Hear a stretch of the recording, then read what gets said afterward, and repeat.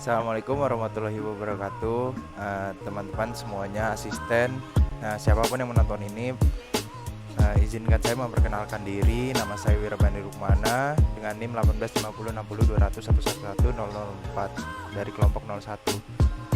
Di sini saya akan membahas tentang bab 3, yaitu pengukuran sudut dan ulir. Nah, di sini saya mengerjakan tugas video ini adalah untuk memenuhi kegiatan praktikum yang dilakukan oleh Laboratorium Meteorologi Industri. Kita lanjut ke berikutnya. Nah, di sini kita tuh mempelajari tentang praktikumnya. Tujuannya tuh apa sih? Nah, yang pertama itu agar praktikan mampu menggunakan profil proyektor dengan baik dan benar. Yang kedua, agar praktikan memahami dan mampu menentukan karakteristik pengukuran ulir. Yang ketiga adalah praktikan memahami dan mampu menganalisa geometri sudut ulir. Nah, terus ini ada pengukuran sudut langsung. Pengukuran sudut langsung adalah proses pengukuran yang dimana objek bendanya itu memiliki dimensi sudut yang hasil pengukurannya dapat dibaca langsung dari alat ukur yang digunakan. Ini kita sudah mempelajari di bab sebelumnya. Nah, terus ada nama alatnya nih, bevel protector. Bevel protector itu apa sih? Alat ukur yang dapat digunakan untuk mengetahui pengukuran sudut antara dua permukaan benda ukur dengan menempelkan bilah pada kedua permukaan. Nah, kita lanjut. Ini bagian-bagiannya nih menurut Rohim. Nah, yang pertama itu badan piringan dasar, yaitu berupa lingkaran penuh dengan diameter sekitar 55 mm. Permukaan bawah piringan dasar ini rata sehingga busur bilah dapat diletakkan pada meja rata dengan permukaan sudut dan ulir. Terus yang kedua, plat dasar, menyatu dengan piringan dasar, panjang, lebar, dan tebal plat dasar sekitar 90 x 15 x 7 mm. Nah, terus ada lagi piringan indeks atau skala Nonius, mempunyai titik pusat putaran berimpit dengan pusat piringan dasar. Yang keempat, bilah utama, dapat diatur kedudukannya dengan kunci yang terletak pada piringan indeks. Nah, prosedur pemakaiannya kayak gimana sih? Nah, sebelum kita melakukan praktikum, pasti kita harus tahu dulu dong kayak gimana penggunaannya. Nah, yang pertama itu kita harus membersihkan dulu spesimen dan alat pengukurnya. Jangan sampai di sana ada yang noda-noda sehingga mengganggu jalannya percobaan atau praktikum. Nah, yang kedua itu tempatkan bevel protector terhadap permukaan referensi benda kerja dan putar mata pisau untuk berhubungan dengan permukaan benda kerja lainnya yang memberikan sudut yang disertakan sedang diukur. Istilahnya kita menghubungkan permukaan benda kerjanya dengan permukaan lain sehingga nanti kita tahu nih sudutnya berapa gitu. Nah, terus yang ketiga, kunci bilah, digunakan tombol pengunci dan bacalah sudutnya. Nah, jadi gitu, kita sudah mengukur, kita tahan, terus kita kunci, terus kita baca sudut yang keluar berapa. Lanjut. Nah, sini ada lagi nih profil proyektor. Ini merupakan alat juga. Alat untuk apa sih? Untuk ukur dimensi dengan memproyeksikan bayangan menuju lensa sehingga pengukur dapat mengukur dimensi yang ditampilkan layar dengan prinsip kerja yang menggunakan pengubah optis dan pengubah mekanis. Nah, di sini penggunaan prinsip kerjanya itu pengubah optis dan mekanis. Gitu. Lanjut. Nah, bagian-bagiannya apa aja sih? Nah, yang pertama itu ada lampu. Lampu itu diposisikan di bagian depan profil proyektor yang mengarah ke proyektor dan terdapat kondensor agar cahaya dapat diarahkan proyektor. Nah, tadi kan bahas tentang proyektor. Proyektor itu apa? Proyektor digunakan untuk memproyeksikan cahaya ke cermin lalu diteruskan ke layar. Nah, terus ada lagi layar nih, screen. Layar adalah penerima cahaya yang telah diproyeksikan oleh proyektor. Nah, terus ada lagi eretan. Eretan itu apa? Eretan dan meja eretan. Ini terdapat pada meja, digunakan untuk menggerakkan meja secara vertikal untuk eretan X dan searah horizontal untuk eretan Y. Kita lanjut. Nah, ini masih bagian-bagiannya juga. Terus bagian itu alat ukur pada profil proyektor digunakan tiga alat ukur yang berjenis vernier digital untuk membaca panjang lebar dan sudut, dan switch terdapat 3 switch pada profil proyektor, yaitu switch lampu utama, switch angle vernier, dan switch lampu sorot fleksibel. Kita lanjut. Nah, di sini ada pengukuran nggak langsung. Pengukuran nggak langsung itu apa sih? Proses pengukuran yang dimana objek bendanya itu memiliki dimensi sudut yang hasil pengukurannya tidak dapat dibaca langsung dari alat ukur yang digunakan. Jadi istilahnya kita menggunakan benda lain lah gitu, tapi dengan ukuran yang sudah kita buat sebelumnya. Jadi nggak sembarangan bendanya. Nah, di sini ada blok sudut. Blok sudut ini biasanya mempunyai ukuran panjang lebih kurang 75 mm dan lebar biasanya 16 mm. Bagian tebalnya tidak sejajar karena kedua ujung memanjangnya membentuk sudut.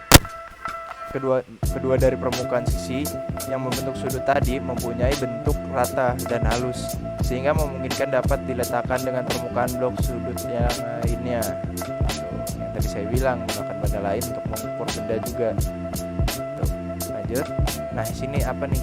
Cara mengecek susunan blok sudut. Nah, cara mengeceknya itu untuk mengeceknya kita lihat dulu apakah permukaan bendanya itu sudah satu bidang dengan permukaan susun non blok, terus dapat dicek dengan pisau atau bilah tipis. Perlengkapan dari blok sudut dicek dulu nih pakai ada bilahnya gitu kayak pisau sebelum kita mulai pengukuran. Kita lanjut ya. Nah, kita juga di bab ini tuh mempelajari tentang metrologi ulir. Apa sih metrologi ulir? Menurut Asmi itu adalah bagian yang menonjol berbentuk helix atau spiral yang digunakan dengan membentuk alur helix yang kontinu dari bagian yang seragam pada permukaan dalam atau luar dari silinder atau kerucut. Nah, ini menurut penulisnya namanya Rakavendra 2013. Lanjut. Nah, ulir itu punya karakteristik. Yang pertama itu jenis ulir. Menurut arah gerak jalur ulirnya dapat dibedakan menjadi 2 macam, yaitu ulir kiri dan ulir kanan. Ulir kanan itu dapat diketahui dari komponen ulirnya, dari komponen yang berulir. Misalnya mur, baut, rata-rata itu kanan. Itu jarang yang kiri, walaupun ada, cuman biasanya di industri khusus kayak gitu. Nah, terus yang kedua itu ada jenis ulir.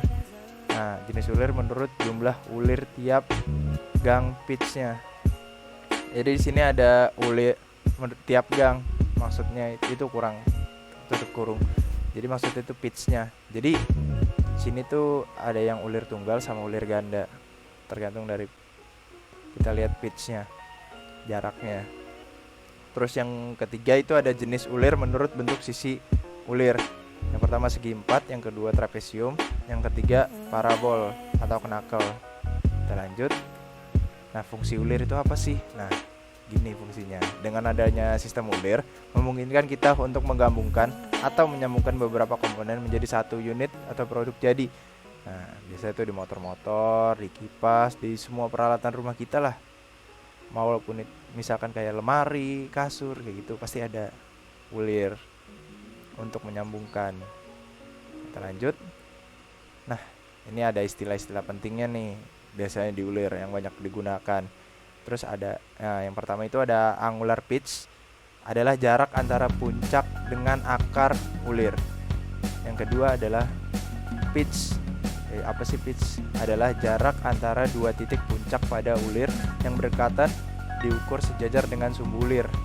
Terus ada yang ketiga itu major diameter, adalah diameter silinder utama atau imajiner yang koaksial dengan skrup dan menyentuh puncak dari ulir eksternal. Terus ada yang keempat itu pitch diameter, diameter silinder pitch yang koaksial dengan sumbu skrup dan memotong sisi-sisi ulir sedemikian cara untuk membuat lebar benang dan lebar ruang di antara mereka sama. Oke, kita lanjut. Nah, pitch diameter. Apa sih pitch diameter? Itu adalah diameter silinder pitch yang koaksial dengan sumbu skrup dan memotong sisi-sisi ulir sedemikian cara untuk membuat lebar benang dan lebar ruang di antara mereka sama. Jadi setiap diameter pitch itu sama biasanya. Terus ada minor diameter, adalah diameter silinder mount. Minor imajiner berarti kan kita cuma bisa kita lihat juga. Terus yang koaksial dengan skrup dan menyentuh akar dari ulir eksternal. Terus ada yang ketiga, ada yang lanjutannya, itu pitch line, adalah garis imajiner yang berada secara longitudinal bagian tengah skrup. Pitch line-nya. Terus ada apex, adalah puncak jika ditinjau dari diameter terluar. Terus ada riot, adalah akar ulir atau permukaan dari diameter minor. Nah, terus ada trace, adalah permukaan diameter major. Nah, terus ada addendum, adalah jarak radial antara diameter utama dan garis pitch untuk ulir eksternal. Di sisi lain, itu adalah jarak radial antara diameter minor dan pitch line untuk ulir internal. Terus ada lagi dedendum, adalah jarak radial di antara diameter minor dan pitch line untuk ulir eksternal. Di sisi lain itu adalah jarak radial antara diameter major dan pitch line untuk ulir internal. Nah, terus ada lagi nih, depth of thread, adalah kedalaman ulir atau jarak tegak lurus dari riot sampai trace. Nah, terus selanjutnya ada angle of thread, adalah sudut antara sisi-sisi ulir yang diukur dalam bidang aksial. Terus ada flank angle, adalah sudut yang terbentuk antara sisi benang dan tegak lurus terhadap sumbu ulir yang melewati simpul segitiga mendasar. Nah, terus pengukuran ulir, kita juga di sini tuh mempelajari tentang pengukuran ulir. Banyak mungkin taunya hanya bentuk, tapi untuk mengukurnya masih bingung caranya kayak gimana. Nah, di sini ada cara-caranya, yaitu yang pertama pengukuran diameter major ulir. Untuk pengukuran secara kasar dapat dilakukan dengan menggunakan mistar atau jangka sorong. Mungkin biasanya lebih mudah menggunakan jangka sorong ya, karena ulir itu termasuk kecil gitu, rata-rata kecil. Apalagi yang kita gunakan pada praktikum ini tuh belum tentu besar ulirnya. Nah, terus ada lagi nih pengukuran diameter minor. Untuk pengukuran secara kasar dapat dilakukan dengan menggunakan mistar atau jangka sorong, juga sama pada intinya. Tapi memang kalau misalkan yang ulir-ulir kecil itu bagusnya pakai jangka sorong, karena jangka sorong kita lebih mudah pengoperasiannya untuk pengukuran. Nah, terus ada lagi nih pengukuran sudut dan jarak puncak ulir. Untuk pengukuran sudut dan jarak puncak ulir bisa digunakan alat ukur pembanding, misalnya kayak malulir, bisa juga digunakan proyektor bentuk, profil proyektor. Nah, oke, terima kasih telah menonton video ini. Saya harap video ini berguna bagi kalian dan bagi mas-masnya dan bang-bangnya. Saya minta maaf kalau misalkan ada salah-salah kata atau menurut mas mbaknya ini materi masih kurang. Terima kasih telah menonton. Saya tutup. Assalamualaikum warahmatullahi wabarakatuh.